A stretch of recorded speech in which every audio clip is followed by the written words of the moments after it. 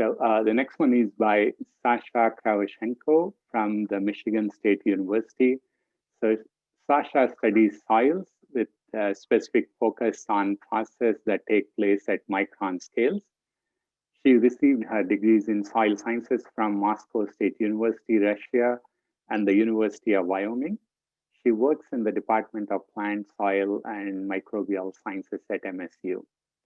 So the title of her talk is Using X-ray Computed Micro-tomography in Studies of Nitrous Oxide Emissions from Soil.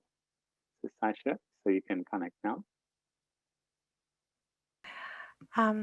Thank you for introduction and thank you for invitation to speak at this exciting event.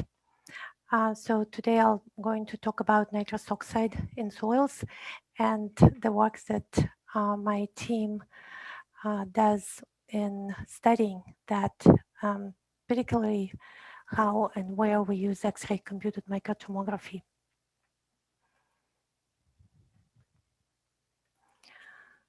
So why nitrous oxide? It is, it is a highly potent greenhouse gas with global warming potential more than 300 times higher than that of carbon dioxide. In the last 200 years, its concentration in the atmosphere has been growing exponentially, and we humans, and especially our agricultural soils, generated the lion's share of its emissions. The use of chemical nitrogen fertilization is one big reason for ever increasing emissions. Well, the thing is that over past couple of decades, the scientific communities around the world put an enormous amount of effort in understanding what drives nitrous oxide emissions and how to predict it. But the thing is that so far, the results have been less than satisfying. What I have here is a recent graphical summary of the state of knowledge, of the state of knowledge of nitrous oxide emissions and productions across the range of spatial temporal scales, compiled by Ball and courses. So green here is high and red is low level of knowledge and understanding. And the spatial scale is on the x-axis and temporal is on the y. So as you can see, here is the big red gap at the spatial scales of few centimeters to a few meters, where we know about nitrous oxide production the least and where our predictions are the least accurate. So why is the knowledge gap at this particular spatial scale? Well, that's because this is the scale of soil processes. And soil is an exceptionally heterogeneous medium, both physically and biologically. Most of nitrous oxide in soil is produced by biologically driven processes of nitrification and denitrification. So how much nitrous oxide is produced and emitted from soils depends on chemistry. There are sources of nitrogen to be converted into on biology. That is, are there microorganisms that can do it? And even more importantly, are there environmental conditions suitable for those microbes to act? And of course, on physics, are there routes through which produced nitrous oxide can leave the soil? All these conditions can vary enormously within just a few centimeters scales in the soil. So how can X-ray CT help with those issues? Well, by visualizing and quantifying all those multiple factors that influence nitrous oxide production and emission. That would be locations and properties of soil pores, locations and properties of plant residues, or otherwise could be called particulate organic matter, location of water, location of soil, non-particulate organic. So let me briefly go through each one of these items. So first of all, pores. Pores within soil matrix, they are very much like roads and waterways in our human world. It is through pores, what all movements and transports take place. Pores drive gas transport, which means they ensure flow of oxygen and outflow of nitrous oxide. Pores drive transport of chemicals, which means transport of ammonia and nitrate, and that are the sources of nitrous oxide production. They also determine whether the produced nitrous oxide can be immediately emitted into the atmosphere or whether it will stay within the soil matrix and be subjected to further transformations.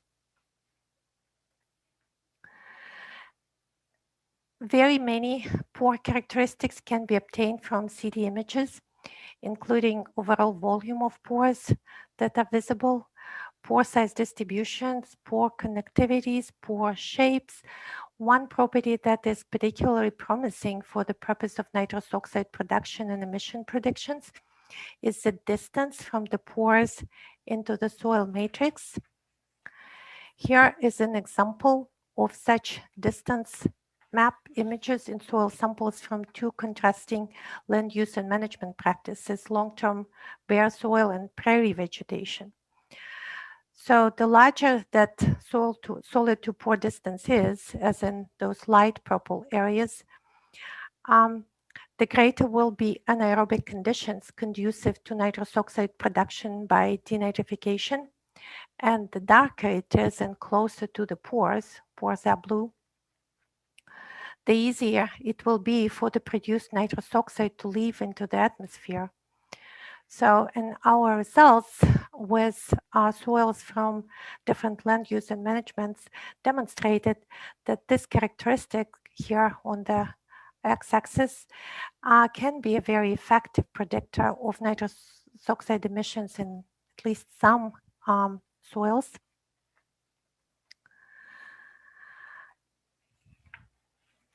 So pore plant residues, they define the supply of carbon and nitrogen that can be converted into nitrous oxide.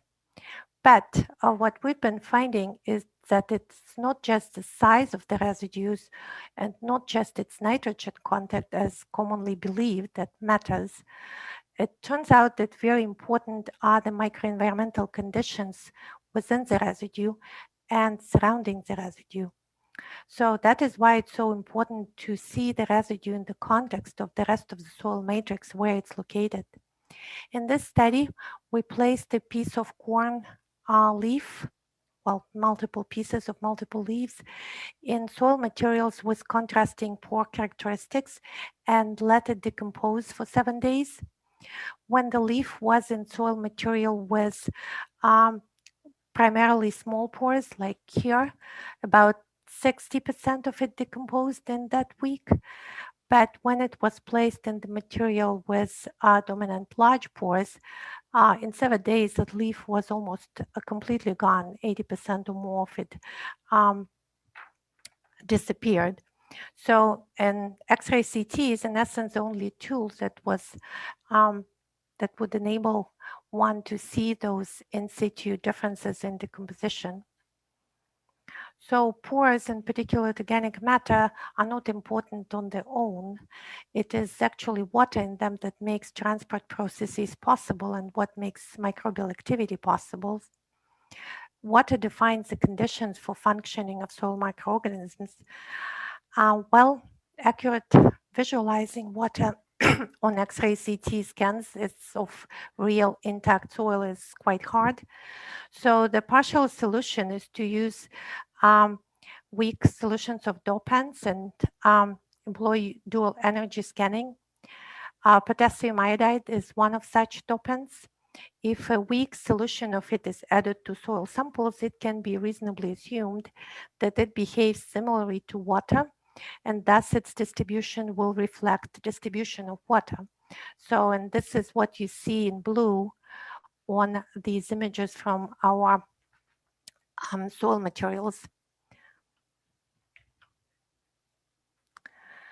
The great benefits of this dopant approach is for nitrous oxide, but also almost for any microscale soil studies, that focused on intact soil samples is that this approach shows distribution of the liquid in situ. And in this particular study that I'm showing here, we were able to observe different contact patterns between plant residue, the green here, and soil particles in the samples with contrasting pore characteristics.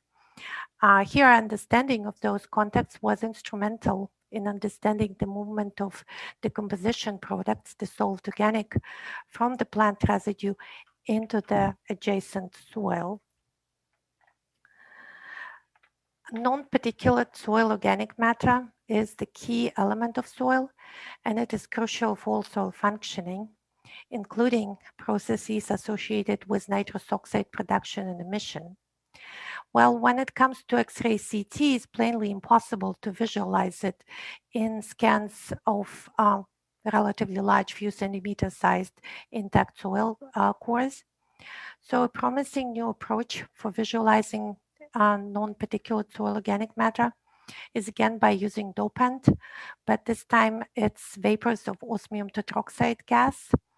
Osmium tetroxide bonds with organic molecules, primarily those that contain double carbon bonds. And then basically you can see where it is. This property of osmium tetroxide has been long used in biology for staining biological samples by electron microscopy. And recently it has been proposed and successfully used to see soil organic matter. So in our lab, Hongbing Zhang, our visiting scholar from China, conducting testing of this approach. So this is just example of his results. What he did, he filled a sample holder with pure sand, and within that sand, Hongbing placed small amounts of soil with high organic matter levels. On the left image, you can clearly see sand grains and see just fading outlines of where the soil inclusions were.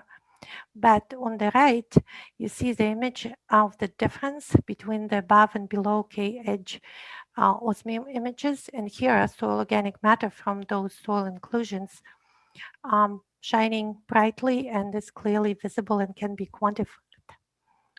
So even though the method stains primarily those double carbon bonds, we found a very strong correlation between the amount of osmium bound to the organic matter in our soil samples with the total soil organic carbon. So it is a very promising and exciting development. So the best thing about that I like the best about using X-ray CT in soil studies at this special scale is that on the same sample, we can have information about tons of things. We can see pores and presence of particulate organic matter. We can get it stained with osmium and get information about non-particulate organic. We can add liquid dopant and see where the water will go. So these are incredibly powerful tools, and so far they are far from being fully utilized for studies of nitrous oxide as well as in general in soil science. So things are getting better. So just a case study of how we built on X-ray CT tools in exploring nitrous oxide production from decomposing roots. That was done by a PhD student in our lab, Alyssa Kim. So studying roots is where X-ray CT shines particularly brightly because it doesn't matter either live roots or decaying roots, as we do whenever they are in the intact soil, there is really no alternative to X-ray CT. So roots are always there in the soil, and they are prevalent source of decomposing residues and organic inputs for nitrous oxide production. And an important thing to keep in mind, and this is something that most of root decomposition studies tend to ignore, is the roots are not just incorporated into soil. They grow, they live there, they grow there, and they affect the soil around themselves. And then when they decompose, they do so in that same soil which they have previously modified. So what we try to do is to simulate that process in the lab. We prepared two soil materials with contrasting pore characteristics with large and small pores, and then we planted soybeans in them and let them grow and again build their roots to build their rhizosphere habitats around themselves. After a while, the soybeans were cut and we subjected those microcosms to decomposition at two different soil moisture levels. Those microcosms with ingrown plant roots were X-ray CT'd before and after the decomposition. So, and because we wanted to see where the water that we add to the microcosms prior to the incubation goes and how it distributes, we conducted the experiment with adding potassium iodine dopant solution. So yes, we explored two cases, one where about half of the soil pore space was filled with water and where 3/4 of the water of the soil pore space was water filled. So one thing I should emphasize to put things in perspective is that denitrification, one of the key processes of nitrous oxide production in soil, is most prominent in wet soil when, as is here in this case, more than 3/4 of the soil pore space is water filled. So consistent with all theories and previous works, here the highest nitrous oxide emissions should take place at this wet soil.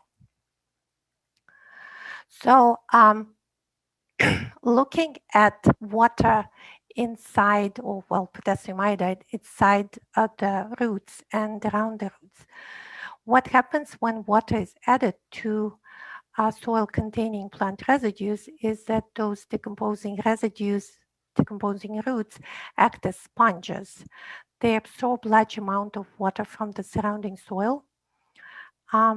So the soil materials with contrasting pore size distributions behave differently, at least in this not so wet soil.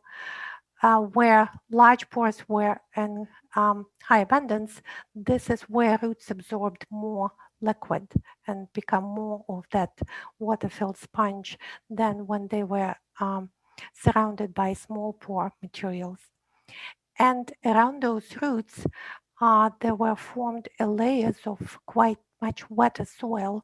So on this set of graphs, distance from the roots is on the y-axis. So there was the spatial gradient in iodine levels going from roots to about 1 to 100 micron distances from them. And the more water and less oxygen, the better conditions for nitrous oxide production by denitrification. So as you can see, these patterns also were stronger in our soil dominated by large pores. Greater decomposition of the grown roots also was observed when the roots grew within the large and within small pore dominated environments. And so one thing I want to emphasize again is that X-ray CT is the only tool that gave us the possibility of assessing the decomposition of these ingrown roots without disturbing the soil and without losing all that information on where they were and how the soil around them behaved. So there's just a sample of our nitrous oxide emission results from the study. So as one would expect, the emission rates tended to be higher in the wetter soil. But here is an important exception. In the soil with dominance of large pores, the effect of pores actually overrode the effect of water during the first few days of incubation. So why this is important? Because these are the days when the nitrous oxide production and emissions were the greatest. So what's going on there is it appears that this decomposing route acts as a hotspot of nitrous oxide production. And all those patterns in water absorption, water distribution, root decomposition that I just was talking about, and which we were able to detect with X-ray CT, all that very well fits in the whole picture and helps explain why it was so. So conclusions from this case study. In essence, a piece of incorporated plant residue, plant root, can have a very different internal environment from that of the bulk soil. But specifics of that environment do depend on the characteristics of the soil that's surrounded, in particular on presence and connectivity of large pores. In presence of such pores, a root fragment can become a powerful hotspot of nitrous oxide production and emission because it provides conditions for enhanced decomposition and nitrogen supply. It provides conditions for close spatial coupling of nitrification and denitrification processes, and it provides diffusion routes for escape of produced nitrous oxide. So this absorption of water by decomposing roots and in its higher levels in areas around the roots make the roots in a way autonomous or independent of the moisture levels in the bulk soil. So that's one explanation of why it's so difficult to predict nitrous oxide emissions from soil based on some general field observations, soil moisture observations, because what happens in the soil in general doesn't matter for that hotspot of emissions that takes place within a small piece of plant root there. So as I hope I convinced you that X-ray CT is just invaluable tool for soil studies, and I would like to acknowledge the contribution of my our team to this work, and especially thank Mark Rivers, who helps us with all those scanning, for his help and support and patience with us. And I would like to thank you for listening, and want to know if there's any questions I still have time to entertain. Thank you, Sasha, for a beautiful talk. Any comments or questions?